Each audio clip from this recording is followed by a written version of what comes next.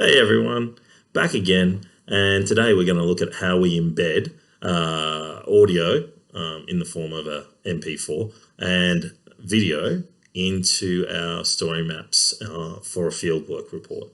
So my students have taught me something in the last couple of weeks on how to embed these videos into your story map. As you can see here, we're working on a few story maps at the moment, but I'm going to go down to the Mindjuraba one and open it up. Now, this is a project I was working on for some people with regard to creating a virtual field trip. We've done a little bit of work, but what my students taught me, and you can see a nice embedded video there, it'll take a little while to load, but if we turn it on, it goes through.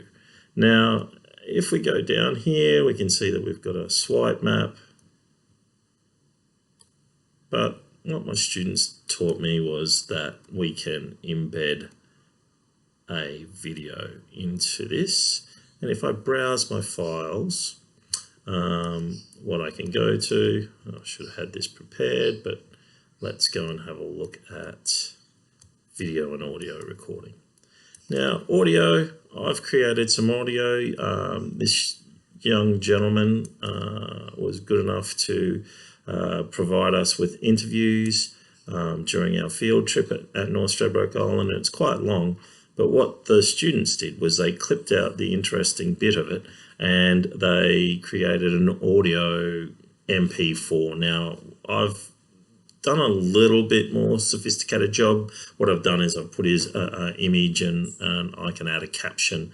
It takes a little while to load, but once it's loaded, it works really well, and that provides support for their decisions, and particularly about sewering the area above Cylinder Beach.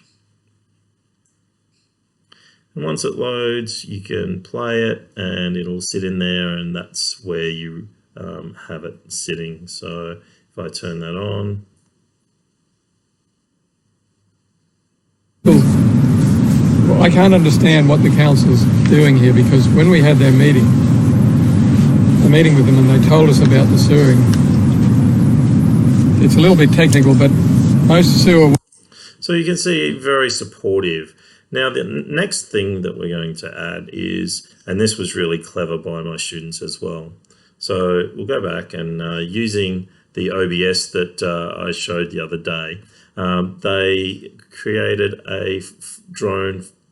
So this is might be a bit of an issue for people as well. So the next step I'll show is how to put that into YouTube so that the students can access that from YouTube. So depending on the size of the video, and we have had a couple of issues, but that one seems to work really well.